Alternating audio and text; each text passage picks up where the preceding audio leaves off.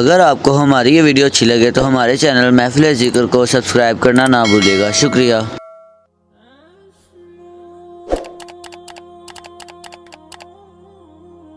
ایک زازان نام کا گویا تھا، آواز بڑی سریلی تھی۔ شراب خانے میں جب محفلیں سجتی تھی تو معاذ اللہ وہ گانے گایا کرتا تھا، سریلی آواز تھی۔ حضرت عبداللہ ابن مسعود حضور کے صحابی، حضور نے فرمایا عبداللہ ابن مسعود اسی طرح قرآن پڑھتے ہیں جس طرح میرے اوپر نازل ہوا تھا۔ عبداللہ ابن مسعود چھوٹا قد اور پتلی پتلی ٹانگیں تھی حضرت عبداللہ ابن مسعود کی۔ ایک دن درخت پہ چڑھے ہوئے تھے تو کچھ لوگوں نے بچے کرتے ہیں مذاق، معاذ اللہ کچھ نے کہا کتنی پتلی ٹانگیں۔ اللہ کے محبوب علیہ السلام نے فرمایا قیامت کے دن عبداللہ ابن مسعود کی ٹانگوں کا وزن احد پہاڑ سے بھی زیادہ ہوگا۔ زبردست صحابی ہے، اور حضور نے فرمایا میں نے جس کو گورنر بنایا، کسی جگہ امیر بنایا، مشورہ کر کے بنایا، اگر میں کسی کو بغیر مشورے کے امیر بناتا تو عبداللہ ابن مسعود کو بناتا۔ حضرت عبداللہ ابن مسعود گزر رہے تھے تو وہ جو زازان نام کا گویا تھا وہ گانے گا رہا تھا، سریلی آواز کانوں میں آئی، کھڑے ہو کے کہنے لگے کون ہے؟ کہا جناب زازان نام کا گویا ہے۔ مصطفیٰ کریم کے شانوں والے غلام کی زبان سے لفظ نکلے، کتنی سونی آواز ہے، کاش یہ قرآن پاک کی تلاوت کرتا۔ اللہ اکبر، کاش کوئی ایسا ہو تو صحیح جو ہمیں کہے کہ کاش یار تو قرآن پڑھتا، کتنی سونی آواز ہے، کاش تو نعت پڑھتا۔ کوئی کہے تو صحیح، کوئی کہتا ہی نہیں، کوئی کہتا ہی نہیں کتنا سونا چہرہ ہے، کاش اس پہ داڑھی ہوتی، کوئی کہتا ہی نہیں میری ملت کے جوانوں۔ ہائے، حضرت عبداللہ ابن مسعود کہنے لگے کاش یہ قرآن پاک پڑھتا۔ یہ کہہ کے چلے گئے۔ باہر وہ نکلا جب سارے لوگ باہر نکلے اس معاذ اللہ بری مجلس سے، تو چیم گوئیاں ہو رہی تھی کہ آج تو یہاں حضرت عبداللہ ابن مسعود بھی آئے تھے۔ تو زازان سے کسی نے کہا کہ آج حضرت عبداللہ ابن مسعود نے تیری آواز سنی، تیری آواز۔ تو وہ کہہ رہے تھے کاش اتنی سونی آواز سے قرآن پڑھتا تو مزہ آتا، کاش۔ وہ کہنے لگا نبی پاک کے صحابی نے میرا نام لیا ہے، گویا ہو کے میرا ذکر کیا ہے، حضرت عبداللہ ابن مسعود نے میرا نام لے کے کہا کہ کاش میں قرآن پڑھتا، وہ میرے لیے کہا مصطفیٰ کے صحابی نے، حضور سے قرآن سیکھنے والے کی خواہش ہے کہ میں قرآن پڑھوں۔ دوڑے گئے، کدھر ملیں گے عبداللہ ابن مسعود؟ فلاں فلاں جگہ، غسل کیا، وضو کیا، پیروں میں لگ گئے جا کے، کہنے لگے سونیا جس کے قرآن پڑھنے کی تعریف مدینے والے کریں وہ میرے بارے میں کہے کہ مجھے قرآن پڑھنا چاہیے تھا، آج سے میں نے ٹھوکر ماری سارے گانوں کو، سکھاؤ مجھے قرآن، میں قرآن ہی پڑھا کروں، میں قرآن پڑھوں گا، میں پڑھ پڑھ کے سناؤں گا، لوگ میری زبان سے اللہ کے کلام کی تلاوت سنا کریں گے۔ کوئی بیٹھا ہوا مجھے دور دعا دیتا ہے، میں ڈوبتا ہوں سمندر اچھال دیتا ہے۔ دیکھیں انسان پر اگر کوئی شخص نیکی کر دیتا ہے، احسان کر دیتا ہے، تو انسان اس کے سامنے پھر گردن نہیں اٹھا سکتا، یار یہ میرے مشکل وقت کا دوست ہے، اس نے میرے ساتھ نیکی کی، کبھی بھی گردن نہیں اٹھائے گا، جھکا کے رکھے گا۔ تو اگر عام کوئی نیکی کر دے تو اس کے سامنے انسان کبھی گردن نہیں اٹھاتا، تو جو رب ساری نعمتیں عطا فرمائے، جو کہے کہ تیری تخلیق میں نے کی، تجھ سے پہلوں کو بھی پیدا میں نے کیا، تیرے لیے زمین کا بچھونا بھی میں نے بچھایا، آسمان کی چھت بھی میں نے لگائی، تیرے لیے زمین سے ساری اناج کو، پھل کو، کھیتیوں کو نکالا بھی تیرے لیے، اب تو اس طرح کر کہ تو میری عبادت کر، تو میری بارگاہ میں جھک جا۔ بہت سارے نشے لوگوں کو لگے ہوئے ہوتے ہیں، ہر آدمی کوئی نہ کوئی نشہ کرتا ہے، کوئی دولت کا کرتا ہے، کوئی شہرت کا کرتا ہے، کوئی اپنی تعریف کا نشہ کرتا ہے، دو چار لوگوں سے تعریف سن کے مطمئن ہو جاتا ہے۔ ناراض تو نہیں ہوگے اس جملے سے؟ آپ کرتے ہیں لوگ دولت کا نشہ بھی، یہ جب نقصان ہوتا ہے تو بندے بیمار نہیں ہو جاتے، پیسے ڈوب جاتے ہیں تو لوگ بیمار نہیں ہو جاتے، تو اس کا مطلب یہ ہوتا ہے کہ نشہ ٹوٹ گیا ہے۔ اب بیک ہوئے ہیں تھوڑے سے، تو کانپتے ہیں, تڑپتے ہیں, پریشان. نشہ ہی اسی طرح ہی کرتا ہے نا, نہیں ملتا تو پریشان ہوتا ہے. یہ سارے نشے ہیں, مختلف قسم کا نشہ. ہم مانتے نہیں اس بات کو, تسلیم نہیں کرتے, کیونکہ تسلیم کرنا بڑا مشکل کام ہے. اس کے لیے تو بڑی ساری چیزیں جو ہے وہ دبوچ کے اور بڑی سارے رستے پھلانگ کے آنا پڑتا ہے, تو بڑا مشکل ہے ماننا, ورنہ کرتے ہیں ہم. ہمارا مزاج ہے. یہ گھومنے پھرنے کا, دنیا دیکھنے کا بھی ایک نشہ ہے. یہ بہت ساری باتیں کرنے کا بھی ایک نشہ ہے. گپ شپ کا بھی ایک نشہ ہے. دو چار لوگوں کی جب تک پگڑیاں نہ کھول لیں, بعض لوگوں کو نیند نہیں آتی. یہ غیبت کا, چغلی کا, بددیانتی کا, یہ بھی ایک نشہ ہے. اس پر ملا رومی رحمۃ اللہ نے بڑا کلام لکھا ہے. وہ کہتے ہیں مانگ کے کھانے کا بھی نشہ ہے, مانگ کے کھانے کا بھی نشہ ہے. وہ کہتے ہیں کہ ایک بھیک مانگنے والی خاتون تھی, تو بادشاہ کے پاس بھیک مانگنے آئی, تو بادشاہ کو پسند آ گئی, اس نے شادی کر لی. اب اس کو عادت تھی بھیک مانگ کے کھانے کی, تو وہ کنیزوں سے کہا کرتی تھی کہ فٹافٹ نہ روٹی لے کے آیا کرو, میں 2-3 دفعہ مانگوں تو پھر لایا کرو. چونکہ ایک نشہ ہے نا, تو میں مانگوں 2-4 دفعہ تو پھر. تو انسان بہت سارے نشے کرتا ہے, یہ مانتا نہیں. یہ موبائل, یہ فیس بک, یہ سارے نشے ہی ہیں. اپنی فوٹو لگا لینا, سارا دن اسی کو دیکھتے رہنا. اور بڑے بڑے سیانے بندے جو وزادار ہیں, بڑے وزادار لوگ ہیں, لیکن وہ بھی سنجیدگی کے قائل نہیں, اس طرح کے نشوں کا شکار ہیں. یہ سارے نشے ہیں جو ہم نے پال لیے.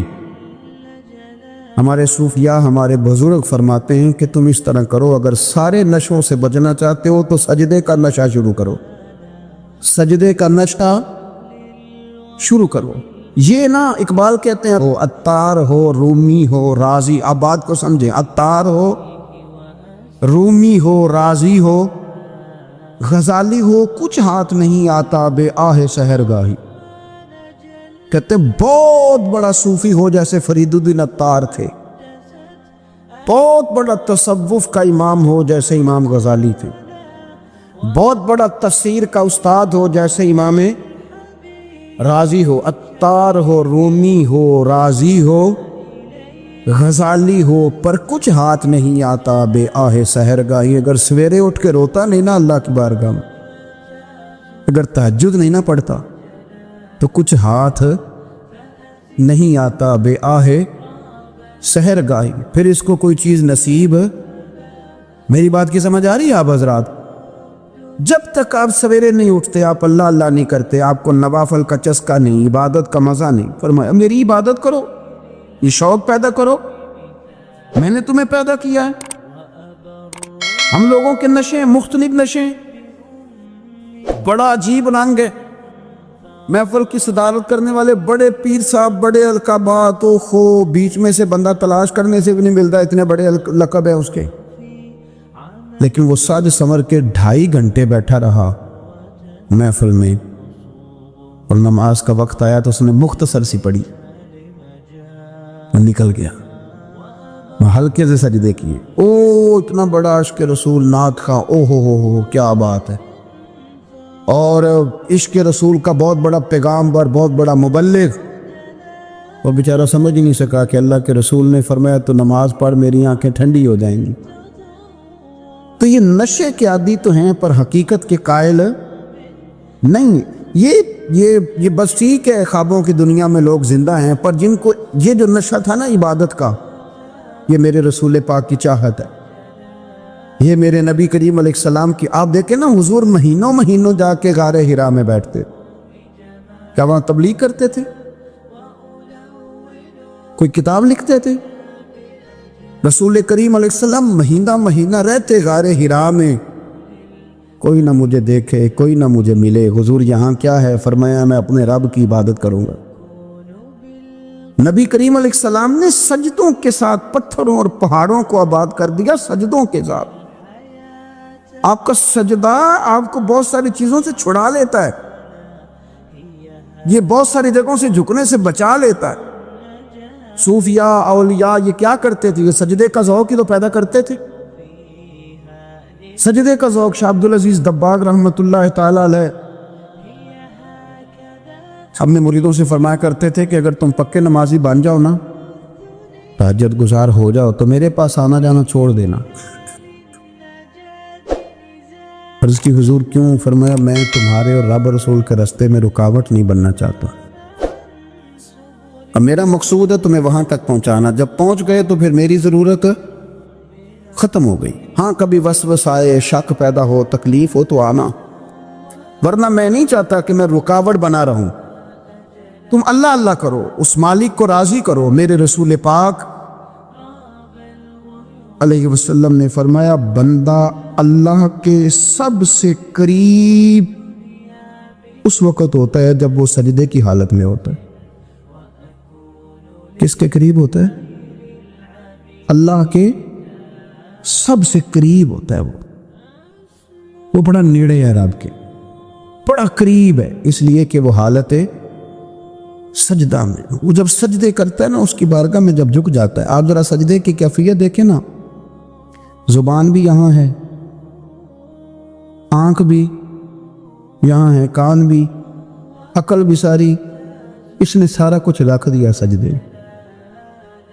आप वो कभी पीछे जाएं तो देहातों में कहा जाता था नाक से नकीरें निकालो, बहुत बड़ी सजा होती थी ना, नाक से नकीरें निकालो, बड़ी सजा होती थी। तो इसने कहा मालिक मुझे किसी ने कहा नहीं, पर देखना मैंने रख दी सारी अकल सजदे में, और रख के कहा क्या? सुभान रब्बी या अल्लाह, अल्लाह मैं पस्त हूँ तो आला, अल्लाह तू मेरा रब है और तू सबसे आला।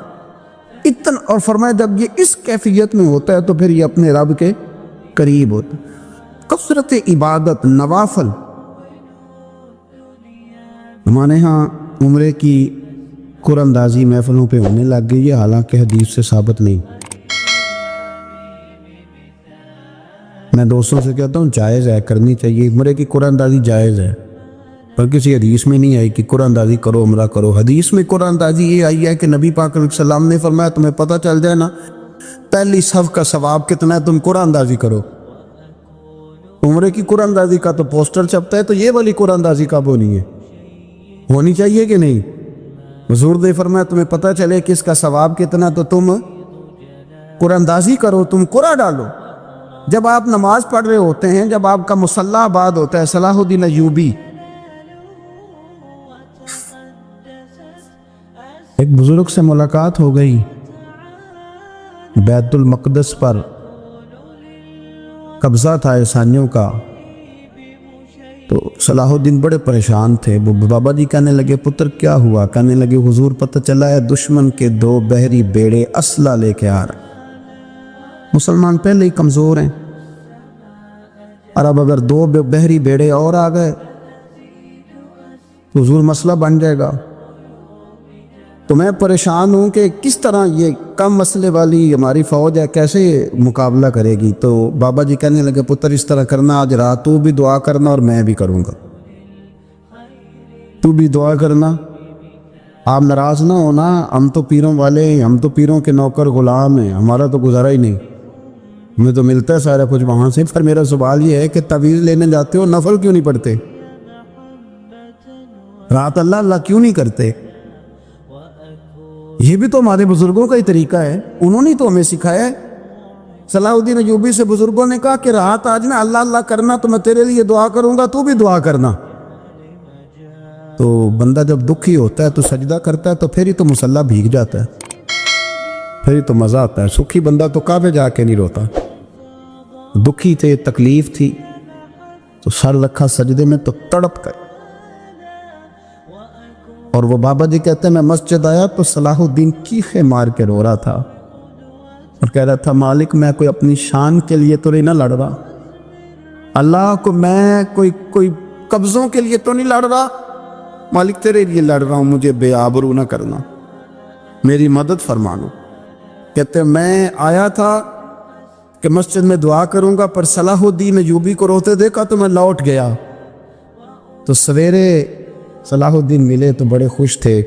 मैंने कहा पुत्र क्या हुआ? कहने लगे हुजूर वो बहरी बेड़े 2 आ रहे थे ना असला लेके, दोनों डूब गए पानी में डूब गए। तो बाबा जी कहने लगे सलाहुद्दीन वो पानी में नहीं डूबे, वो तेरे आंसुओं में डूब गए। وہ غرق ہو گئے، وہ جو تو نے مسلح بات کیا تو وہ تیرے آنسوؤں میں ڈوب گئے، وہ غرق ہو گئے، وہ تباہ اتنے قیمتی تھے تیرے آنسو کے بہا لے گئے دشمن کے بیری بیڑوں کو۔ میرے بھائی ٹھیک ہو گیا جی، میرے عزیز سمجھ لیں اس بات کو ہمیشہ کے لیے، اور اس پر غور کر لیں اچھے طریقے سے کہ میرے رسول کریم سید عالم صلی اللہ علیہ وسلم نے نا ہماری توجہ دلائی، حضور نے ہمیں بتلایا، ہمارا ذوق بڑھایا عبادت کی طرف۔ ایک صحابی تھے حضرت ابو فاطمہ رضی اللہ تعالیٰ عنہ، یہ ترمذی شریف کی حدیث ہے۔ نبی پاک علیہ السلام نے فرمایا ابو فاطمہ قیامت کے دن مجھ سے جلدی ملنا چاہتے ہو کہ دیر کے ساتھ؟ تو کہنے لگے حضور کون ہوگا جو دیر سے ملنا چاہے، ہم نے تو جان دے دی وعدہ دیدار پر۔ اعلیٰ حضرت فرماتے ہیں جان دے دی وعدہ اور نقد اپنا دام ہو ہی جائے گا۔ مجھے لگتا ہے کہ یہ سودا نقد و نقد ہو جانا ہے، چونکہ ہم نے جان دے دی وعدہ دیدار پر۔ آپ نے وعدہ کیا تھا کہ مریں گے تو پھر زیارت ہوگی، تو مر گئے ہم زیارت کی خاطر۔ جان دے دی وعدہ دیدار پر تو نقد اپنا دام ہو ہی جائے گا۔ اے رضا ہر کام کا ایک وقت ہے، دل کو بھی آرام ہو ہی جائے گا۔ تو حضرت ابو فاطمہ رضی اللہ تعالیٰ عنہ سے نبی پاک صلی اللہ علیہ وسلم نے فرمایا جلدی ملنا چاہتے ہو کہ دیر سے؟ عرض کی حضور فٹافٹ ملنا ہے، میں نے قیامت کے دن آپ سے جلدی ملنا ہے۔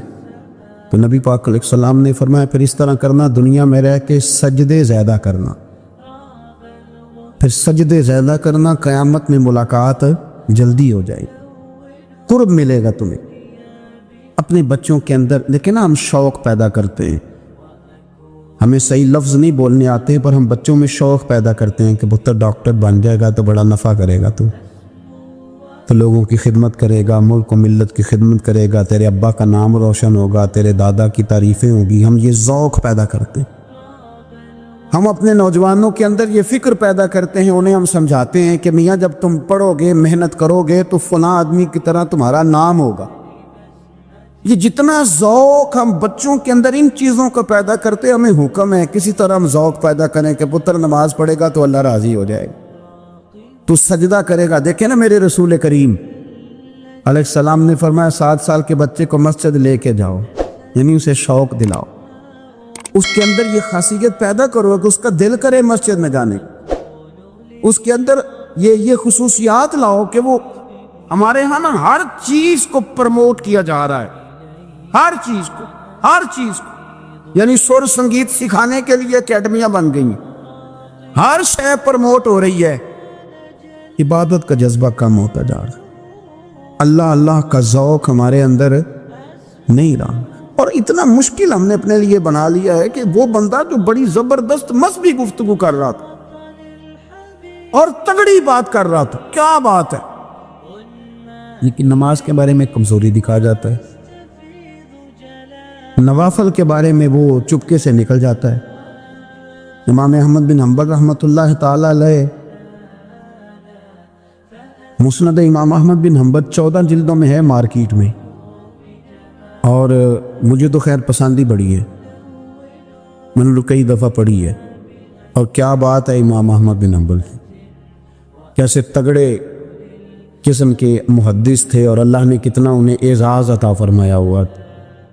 یہ کوڑے بھی کھاتے تھے دین کی خاطر، سارا کرتا لہو سے باہر بھی جایا کرتا تھا، بڑا اعزاز والا شخص تھے، بڑے اعزاز والے، حدیثیں جمع کرنا، حدیثیں لکھنا، حدیث پڑھانا، سارا دن رہتے تھے، کہہ سکتے تھے کہ میں کر تو رہا ہوں کام، اور حدیث بھی موجود ہے کہ عالم عابد سے افضل ہوتا ہے، پر اس کے باوجود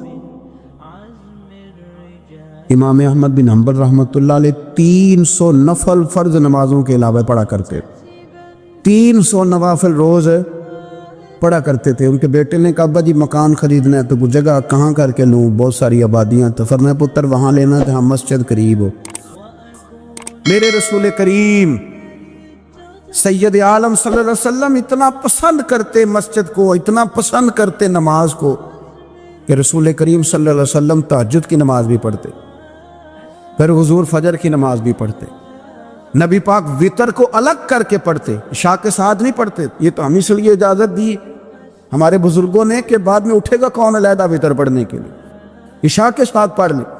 वितर पढ़ते, तहज्जुद पढ़ते, फजर पढ़ते, इशराक पढ़ते, चाश्त पढ़ते, फिर मगरिब की नमाज के बाद 6 रकात अवाबीन पढ़ते, फिर रात को सलातुल लैल पढ़ते। सैयदा आयशा सिद्दीक़ा कहती हैं ज़माना सो जाता और मेरे रसूल मुसल्ला बिछा के खड़े हो जाते।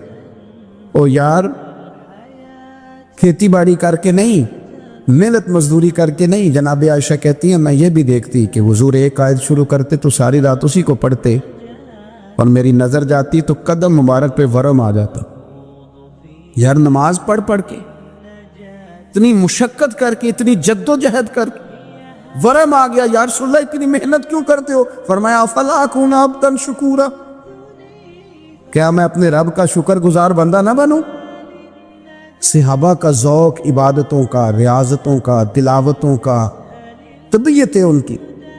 मुस्तदरक के अंदर हदीस है, रसूल करीम सल्लल्लाहु ताला अलैहि वसल्लम की प्यारी ज़ौजा हज़रत आयशा सिद्दीक़ा रदी अल्लाह ताला अन्हा फरमाती हैं, नबी पाक की बारगाह में अर्ज़ किया गया, या रसूल अल्लाह सल्लल्लाहु ताला अलैहि वसल्लम ज़रा इरशाद फरमाइएगा, औरत पर सबसे ज़्यादा हक किसका है? हुजूर ज़रा बतलाइएगा, औरत पर सबसे ज़्यादा हक किसका है? तो ये किसी मुफ्ती का कौल नहीं, ये किसी दानश्वर की राय नहीं, ये उस महबूब का कौल है जिन्हें अल्लाह तबारक व तआला ने दुनिया में राहत और आराम देने के लिए मबूस फरमाया है। या रसूल अल्लाह सल्लल्लाहु अलैहि वसल्लम, औरत पर सबसे ज़्यादा हक किसका है? तो हुजूर ने फरमाया उसके खामन का। उसी मजलिस में, उसी महफिल में वो शख्स उठ के नहीं गया, वही शख्स हुजूर से सवाल करने लगा, हुजूर तो मर्द पर हक किसका ज़्यादा है? औरत पर तो मैंने पूछ लिया, नया शख्स नहीं आया, नया आदमी नहीं आया। उसी ने उसी मकाम पर उसी जगह खड़े होकर सवाल किया कि या रसूलल्लाह सल्लल्लाहु अलैहि वसल्लम, अब ये भी इरशाद फरमा दीजिए कि मर्द पर सबसे ज्यादा हक किसका है? नबी पाक ने फरमाया उसकी मां का। औरत पर सबसे ज्यादा हक किसका है? उसके शौहर का। और मर्द पर सबसे ज्यादा हक किसका है? उसकी मां का। ये हुकूक, ये तायुन है जो नबी पाक सल्लल्लाहु अलैहि वसल्लम ने करके दिया। ये हुकूक की वो वाली वजाहत है, और ये हर आदमी का वो वाला मकाम है जो मेरे महबूब अलैहिस्सलातु वस्सलाम ने अपनी उम्मत को खुद बताया है कि ये इसकी जगह है और ये इसकी जगह है। अब यहाँ एक बात और काबिल गौर है, मर्द की औरत पर भी हुकूक हैं, औरत के मर्द पर हुकूक है। इंशाअल्लाह ताला एक मौजू आ रहा है, उसमें मैं उन चीज़ों की कुछ ज़्यादा वजाहत करूँगा, यहाँ सिर्फ इशारा देता हूँ। नबी पाक सल्लल्लाहु अलैहि वसल्लम की खिदमत में एक औरत हाजिर हुई, उसने अर्ज़ की, या रसूल अल्लाह सल्लल्लाहु अलैहि वसल्लम, मुझे बताइएगा मर्द के क्या हुकूक है, अगर मैं अदा कर सकती हूँ तो शादी करूँ। हुजूर ज़रा बतलाइएगा। तो ये हदीसें हमने बेटियों को रटानी है, ये हदीसें हमने बहनों को याद करानी है। मेरे नबी पाक अलैहिस्सलातु सलाम से पूछा, इमाम हाकिम ने लिखा है किताबुल बिर के अंदर, इसको इब्ने जौज़ी अलैहिर्रहमान ने नकल किया है, या रसूल अल्लाह सल्लल्लाहु अलैहि वसल्लम, मुझे बताइएगा खामंद के हुकूक क्या है? और खातून अर्ज करती, हुजूर अगर तो मैं अदा कर सकती हुई तो निकाह करूंगी, वरना नहीं करूंगी।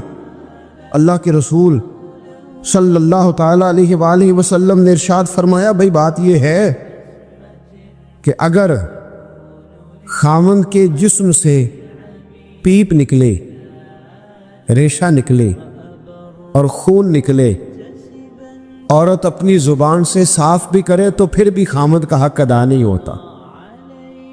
और नबी पाक सल्लल्लाहु अलैहि वसल्लम ने वजाहत कर दी, किसी जगह आपको नहीं मिलेगा कि अल्लाह के महबूब ने फरमाया हो कि मैं अगर सजदा जायज़ होता तो मैं लोगों से कहता मुझे करो।